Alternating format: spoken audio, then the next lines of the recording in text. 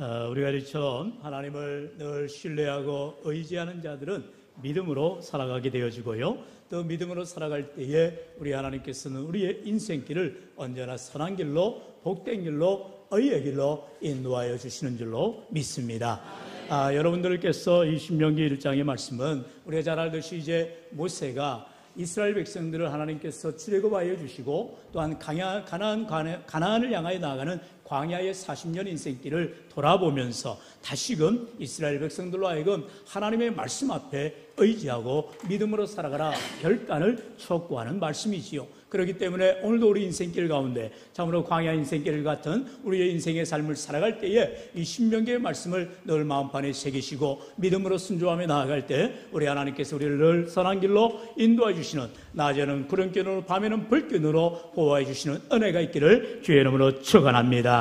그렇다면 이 시간 이스라엘 백성들은 그렇게 하나님이 놀랍게 출애굽하게 하시고 홍해를 건너게 하시고 또 가나안 광야를 향하여 나아갈 때 하나님께서 날마다 함께해 주셨잖아요. 날마다 만나를 내려주십니다. 그리고 또 무리바에서는 또 강물을 내시고 반석을 쳐서 물을 내주시는 그런 기적들을 놀랍게 체험하는 인생을 살아가는데도 불구하고 여전히 그들의 인생 가운데 늘 두려워하는 삶, 무서워하는 삶, 하나님보다도 세상을 두려워하는 인생들을 바라보게 됩니다. 그것은 바로 다름 아닌 여러분 모세가 이제 각 지파별로 한 명씩을 리더들을 세워서 정탐꾼을 보내었지요. 그리고 가나안 땅을 정탐하고 40일 동안의 정탐의 보고를 하게 합니다. 그때에 10명의 정탐꾼은 다 사실 보고를 하지요. 그 땅을 보니까 정말로 젖과 끓이 흐르는 땅입니다. 너무나 좋은 땅입니다. 거기는 과일도 많고요. 거기는 정말 풍요롭고요. 그런데 거기에는 안악자손과 같은 장대한, 다시 말하면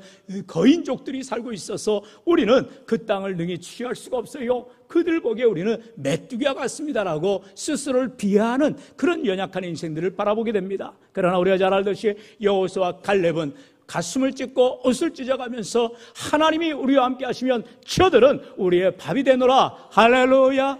믿음의 고백을 할 때에 지금 육신의 눈으로 바라볼 때에는 이성적으로 합리적으로 사고 판단할 때에는 우리가 백전백패에 불과할 수밖에 없지만 하나님이 함께 해주시고 하나님이 약속하신 그 땅을 믿음으로 나아갈 때 나 혼자 나아가는 것이 아니라 하나님이 앞서 인도하여 주시고 홍해를 가르신 하나님께서 그 가나안 땅에도 함께 해주시고 우리 하나님이 능력으로 함께 해주시면 능히 그 땅을 취하리라 믿음의 고백할 때에 하나님이 그 믿음대로 10명의 다스기를 위해서 결정되는 것이 아니라 하나님의 사람들의 고백을 통하여서 하나님은 일하시는 것을 바라보게 됩니다. 오늘 우리 인생길 가운데에 세상 사람들이 다 뭐라 한다 할지라도 방금 우리가 찬양대회 고백과도 같이 예수님께서 반드시 다시 오시마 재림주로 다시 오시마 그때는 심판주예요. 그때는 세상 모두를 다 심판하신 날이 오는 것입니다. 여러분 저 미국의 하와이 땅을 바라보세요. 지금 하와이 섬에 어마어마한 그런 산불이 나가지고 온통 불바다가 되었습니다. 이제 마지막 때는 그런 불바다가 아니라 온 지구가 불로 멸망되는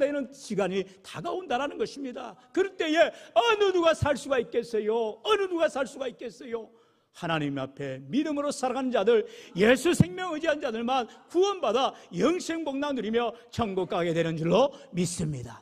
그 사람은 24장도요 14만 4천이요 하나님의 백성들이요 하나님의 택한 무수한 백성들이 구원함을 받아서 저와 여러분이 다 영생복락 누려야 할 줄로 믿습니다. 이 믿음에는 하나님이 나를 인도하신다, 하나님이 나와 함께 하신다는 굳건한 믿음을 가지고 살아가야 되는데 우리는 여전히 세상 가운데서 두려워하고 무서워하는 연약한 믿음을 가지고 있다라는 거예요. 그럴 때에 모세가 첫 번째로 그들을 무서워하지 말라라고 말하고 있다는 것입니다. 오늘 우리 28절 29절 같이 읽어볼까요? 시작. 우리가 어디로 가랴? 우리의 형제들이 우리를 낙심하게 하여 말하기를 그 백성은 우리보다 장대하며 그 성읍들은 크고 성곽은 하늘에 닿았으며 우리가 또 거기서 안악자손을 보았노라 하는도다 하기로 내가 너희에게 말하기를 그들을 무서워하지 말라 두려워하지 말라. 아멘. 아멘. 할렐루야. 좀 설교하고 관련이었는데 갑자기 그 마음이 오네요. 그러니까 이게 사람이 뭘 보냐에 따라서 이게 영향을 받아요. 제가 요즘에 유튜브에서 이제 운동 경기를 자주 봅니다. 여러분 제가 운동은 못하지만 보는 건 참 잘해요. 그래서 보는 걸 좋아하는데 얼마 전에 이제 청두 중국 청두에서 유니버시아드 하계 대회가 있었습니다. 거기에 제가 참 관심을 갖는 것 중에 하나가 유도였는데요. 유도 선수 가운데에 이번 이제 또 이렇게 광복절도 지나고 있는데 허미미라는 그런 제일교포입니다. 이제 4세고요. 그의 선조 가운데에 이제 허석 광복을 위해서 투사했던 그런 열사가 그의 조상 중에 계십니다. 그래서 이제 할머니가 그 손녀가 너는 좀 일본에서 이제 태어났고 지금 일본에 이렇게 국가대표 한마디로 이제 유도 선수가 됐지만 귀화를 해라. 그래서 우리 조국 대한민국을 위해서 이렇게 대표 선수가 되면 좋겠다. 그런 유언을 했대요. 그래서 이 선수가 뭐 얼굴은 대충 생겼어요. 근데 공부도 잘하고 운동도 잘하고 그래서 일본 와세다 대학을 다니는데 이제 유니버시아드 아닙니까? 전 세계 대학생들이 이제 올림픽과 같은 그런 시합을 하는데 거기에 이제 얼마 전에 이제 몇 년 전인 것 같아요. 우리 한국으로 귀화해서 특별히 할아버지가 선조들이 살았던 경상북도 그래서 경북 체육회 소속으로 이제 태극마크를 달고 나갑니다.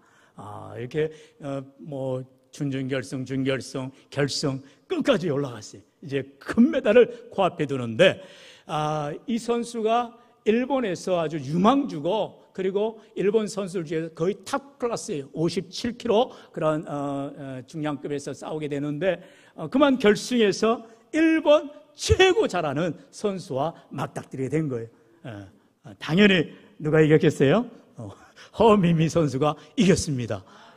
근데 이제 물론 뭐 시원하게 한판승으로 이기면 얼마나 좋겠어요. 그런데 계속해서 너무나 서로 잘하는 거죠. 뭐 일본의 대표 선수로 오래 생활했으니까 상대편도 잘 알고 자신도 잘 알고 약점도 잘 알고 장점도 잘 알고 그러니까 서로가 계속 이렇게 주무르기만 하다가 서로 뭐 삿바잡기만 하다가 잡기만 하다가 계속 이제 주의를 서로 간에 이제 하나씩 두 개씩 그러다 이제 세 개면은 아웃이잖아요. 근데 마지막에 일본 선수가 주의를 하나 더 받으면서 결국 이제 우리 허미미 선수가 대한민국이 금메달 따는 걸 보았습니다. 저는 이걸 바라보면서 정말 자신이 편하게 사실 일장기를 달고 일본 국가대표가 되어지고 그리고 명예를 얻을 수 있고 앞으로의 모든 삶이 펼쳐질 수가 있어요. 그런데 우리나라 독립투사의 후손이 되어서 정말로 할머니의 그런 유언을 듣고 정말 나라를 위한 피 끓는 젊음 세상에 제일 딸아이가 나이 같아요. 2002년생 아이인데 그렇게 아주 막 악으로 깡으로 끝까지 덤비면서 결국 금메달 따는 것을 보았습니다. 여러분 우리의 신앙생활이 뭐 제가 일본을 말하는 건 다른 얘기가 아니고 원수마귀를 우리가 싸워 나갈 때 여러분 악착같이 우리를 달라들고 우리에게 무섭게 두렵게 하는 그런 존재들이 너무나 많아요. 지금 이스라엘 백성들이 가나안을 향하여 나아가는데 거기에는 아낙 자손이 있습니다. 큰 성읍이 있습니다. 그리고 자신들이 볼 때 메뚜기 같다라는 거 이미 패전의식을 가지고 있고 이미 자기의 의식 속에 열등감에 사로잡혀 있어서 이길 힘조차 없는 삶이었어요. 그러나 하나님께서 모세를 통하여서 이스라엘 백성들이 뭐라 말씀하세요? 두려워하지 말라, 무서워하지 말라라는 거예요. 그게 바로 믿음의 놀라운 능력인 줄로 믿습니다.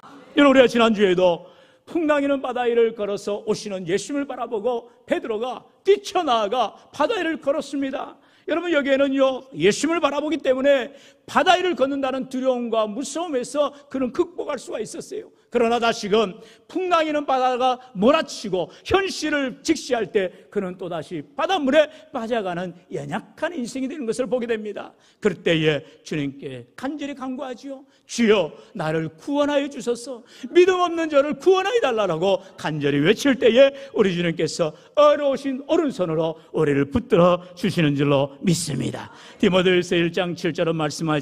우리 7절 말씀 같이 읽어볼까요? 시작. 하나님이 우리에게 주신 것은 두려워하는 마음이 아니요 오직 능력과 사랑과 절제하는 마음이니. 아멘. 여러분 그렇다면 성경 말씀을 우리가 잘 적용해 보면 우리에게 생기는 두려운 마음, 무수하는 마음은 하나님이 주신 것이 아니기 때문에 원수마귀가 주거나 스스로 내가 갖는 그런 연약한 믿음 없는 모습이라는 것입니다. 결국 우리가 믿음 생활에 있어서 가장 큰 문제는 두려움에 있습니다.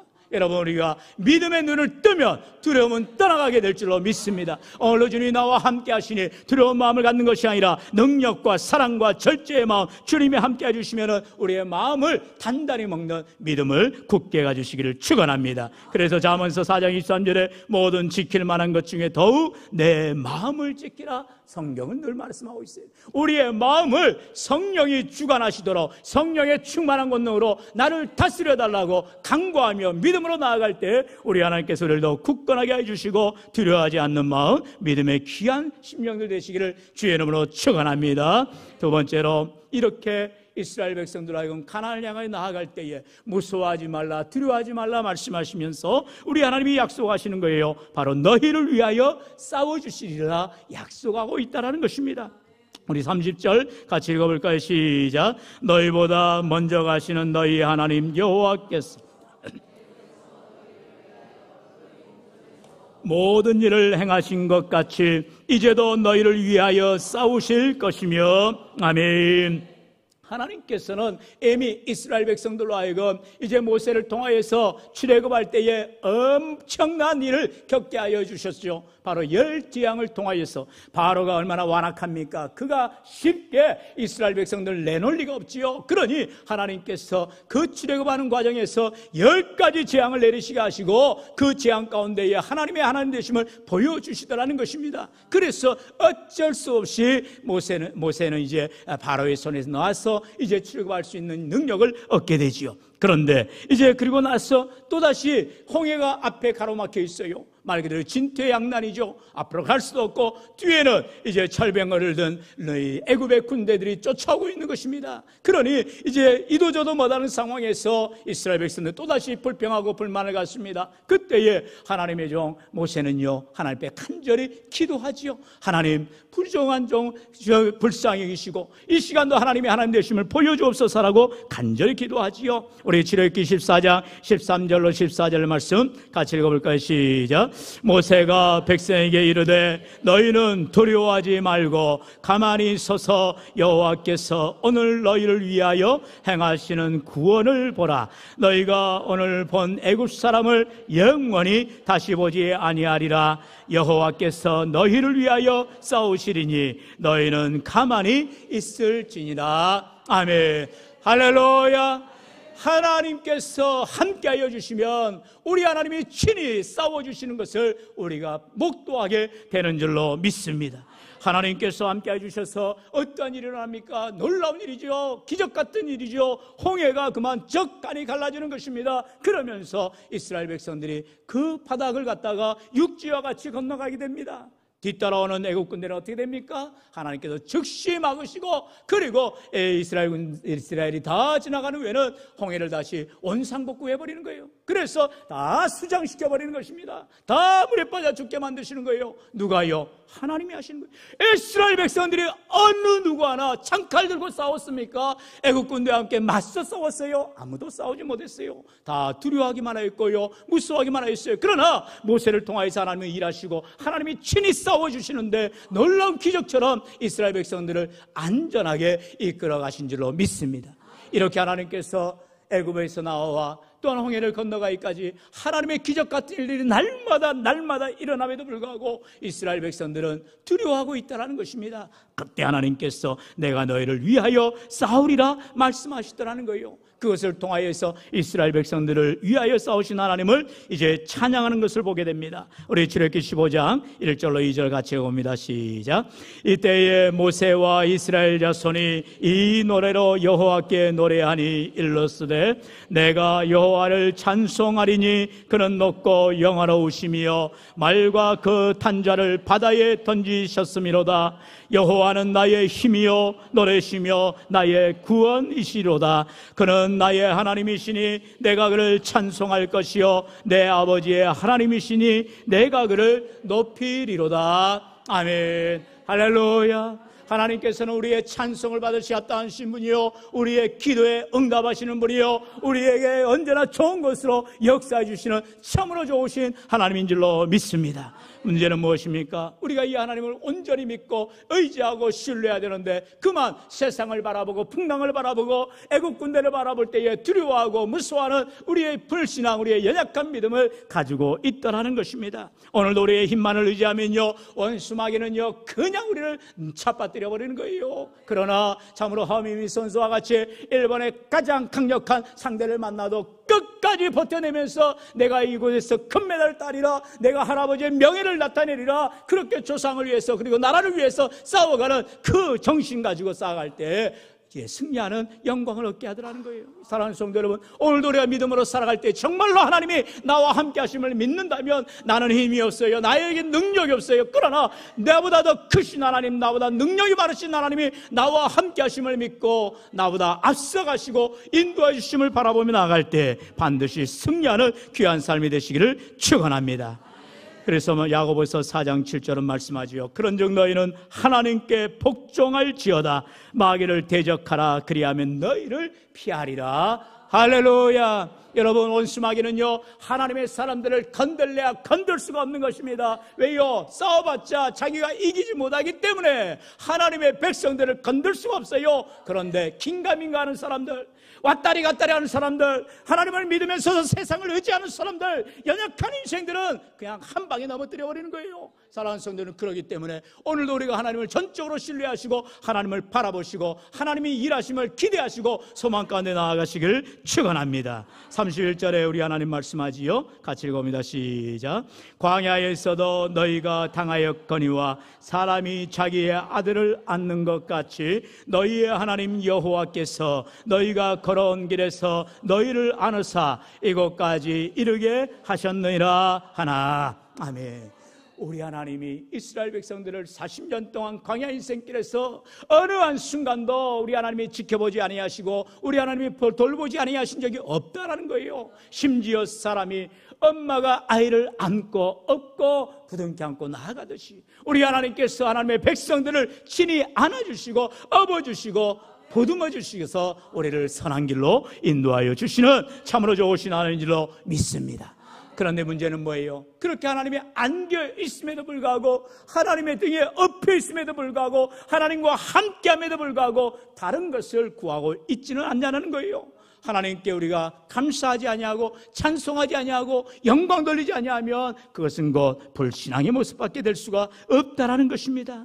내 힘으로 살아가려고 합니다. 내 능력 의지하려고 합니다. 내 지혜로, 내 지식으로 살아가려고 발버둥을 쳐요.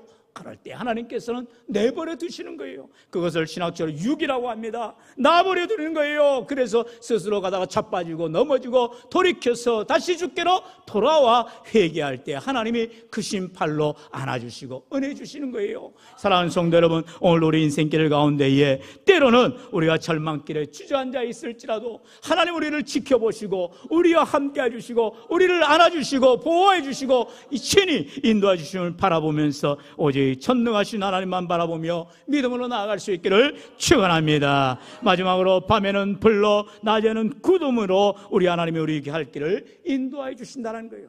여러분, 저는 이 말씀을 읽을 때마다 너무나 감격스러운 것은 하나님께서 그냥 우리가 귀로만 듣는 하나님이 아니시더라는 거예요. 눈으로 똑똑히 볼 수 있도록 밤에는 불로 역사해 주시고 낮에는 구름기둥으로 역사해 주시더라는 거예요. 여러분, 밤에 불이 얼마나 도움이 됩니까? 여러분, 어두운 길을 갈 때에 밝은 불만 있으면요 원수마귀 아무리 맹수가 쫓아올 수가 없는 거지요. 또한 여러분, 낮에 그 띠약볕에서 구름기둥으로 먹구름으로 우리를 보호해 주셔와요 얼마나 시원합니까? 사랑하는 성도 여러분, 우리 하나님은 이와 같이 친히 역사해 주시는 하나님인 줄로 믿습니다. 우리 33절 같이 읽어볼까요? 시작. 그는 너희보다 먼저 그 길을 가시며 장막 칠 곳을 찾으시고 밤에는 불로 낮에는 구름으로 너희가 갈 길을 지시하신 자신이라. 아멘. 여러분, 이스라엘 백성들이 40년 동안 광야에서 살 때에 어떤 생활을 했다고요? 장막 생활을 했다고요. 그 장막 생활의 한가운데 센터가 뭐라고요? 성막이었다는 것입니다. 그 성막에는요, 하나님의 임재를 상징하는 바로 불기둥과 구름기둥이 늘 함께 현현하여 있다는 것입니다. 그러면서 이스라엘 백성들이 언제 이동을 합니까? 하나님의 불기둥이 옮길 때, 하나님의 구름기둥이 옮겨갈 때 그들이 장막을 걷어서 이동하게 되더라는 것이죠. 그렇다면 하루 24시간 내내 그들은 어디에 집중을 해야 돼요? 늘 하나님의 전전에 계시는 성막을 바라봐야 된다는 것입니다. 하나님이 언제 움직이시는가, 하나님이 언제 이동하시는가를 살펴봐야 되는 거예요. 여러분, 오늘도 우리의 삶 가운데에 내 중심의 인생이 아닌 하나님 중심의 인생, 말씀 중심의 인생, 교회 중심의 인생이 될 때 하나님께서 친히 우리 길을 인도해 주시고 함께해 주시는 줄로 믿습니다. 여러분, 우리가 방금 부른 찬송 435장 참 애창하는 곡 아닙니까? 그리고 또 우리가 이제 설교 후에 부를 또 384장도 나의 갈 길 다가도록 너무나 애창하는 찬양이에요. 저는 거기다 또 288장 예수로 나의 구주 삼고 너무너무나 좋은 찬양이에요. 그런데 이 모든 찬송에 공통점이 있습니다. 그건 바로 작사가인 화니 제인 크로스비라는 여사의 곡이라는 것입니다. 여러분, 특별히 이 화니 제인 크로스비라는 여사는요, 시각 장애인입니다. 그럼에도 불구하고 그가 평생에 8천여 곡이 넘는 아름다운 그런 시를 작사했습니다. 여러분, 근데 그의 인생은 너무나도 기구했어요. 태어난 지 6주 만에 이제 눈에 염증이 생겨지고 돌팔이 의사를 만나버립니다. 좋은 의사를 만나야 돼. 여러분, 꼭 아프실 때 목사에게 기도도 받지만 좋은 의사를 만나시길 바랍니다. 이게 이름도 없는 의사를 만나가지고 이게 더 덧대가지고 감염이 더 퍼지게 됐어요. 그리고 결국에는 중도 실명까지 이르게 되었다라는 것이죠. 그런데 이런 크로스비 여사가 참으로 이제 중도 실명을 얻어서 인생이 정말로 낙오와 같고 남들은 다 바라볼 수 있고 모든 것을 느낄 수 있지만 그런 볼 수 없는 그런 시각장애로 평생을 살아야만 했어요. 그런데 그가 너무나도 믿음이 신실하고 오히려 나에게 이렇게 볼 수 없게 한 것이 더 많은 영적인 눈을 떠서 하나님의 귀한 일들을 보게 하신 은혜로다. 그는 늘 찬송시에서 고백하는 것을 봅니다. 그런데요, 그의 자서전 가운데에 그런 내용의 기사가 이제 실려 있는 걸 보게 되었어요. 어느 날 이제 이 크로스비가 늘 기도하며 믿음 생활하는데 갑자기 중요한 일 함에 있어서 정확하게 $5가 필요하게 되었어요. 근데 크로스비 여사나 저의 공통점은 지갑에 한 푼도 없다는 거죠. 돈이 한 푼이 없는 거예요. 아니, $5면 뭐 5,000원, 6,000원 아닙니까? 그런데 이 크로스비 여사에게 돈이 한 푼이 없어요. 그럴 때 크로스비 여사가 순간 그런 믿음이 생긴 거예요. 그래, 하나님께 구하자, 하나님께 기도하자. 그럼 하나님이 도와주실 거야. 그래서 그 크로스비 여사는 집에서 간절히 무릎 꿇어 기도하기 시작합니다. 그럴 때 마침 초인종이 눌러져요. 그리고 지나가던 이제 많은 사람들 중에 크로스비 여사가 당시에 8천여 곡이라는 수많은 찬송시를 썼으니까 얼마나 많은 방문객들이나 관심 있는 사람들이 오겠어요. 그런데 어느 중절모를 쓴 신사분이 초인종을 누르더라는 거예요. 그래서 더듬더듬 이러면서 문을 열었더니 이제 그 신사분이 악수를 청하면서 너무나 귀한 곡을 써주셔서 은혜가 됩니다, 감사합니다 하고 인사하고 바로 가더라는 거예요. 그런데 이제 크로스비 여사가 그렇게 인사를 마치고 나서 이제 손을 보니까 지폐 한 장이 쥐어져 있더라는 것입니다. 얼마예요? $5가 쥐어져 있었다라는 것입니다. 사랑하는 성도 여러분, 우리 인생길 가운데에 물론 또 여러분 이런 설교를 듣고 아니 그러면 $500, $5,000, $50,000를 구하시, 여러분 그런 하나님이 아니시죠. 우리에게는 필요한 것들을 채워주시고 가장 좋은 것들을 주시는 하나님. 크로스비 여사에게는 $5가 그 인생의 그 하루에 가장 귀한 생명 같은 액수였습니다. 그것을 하나님께 완전히 전적으로 의지하고 기도하며 나아갈 때 하나님께서는 돕는 사람들을 통하여서 일하시고 역사하신 것을 보게 되었다는 것입니다. 그러면서 그 감격, 그 은혜를 가지고 바로 자리에 앉아서 시를 쓰는데 그게 바로 나의 갈 길 다가도록이에요. 우리 한번 3절 가사 같이 한번 읽어볼까요? 시작. 나의 갈 길 다가도록 예수 인도하시니 그의 사랑 어찌 큰지 말로 알 수 없도다. 성령 감화받은 영혼 하늘나라 갈 때에 영영 부를 나의 찬송 예수 인도하셨네.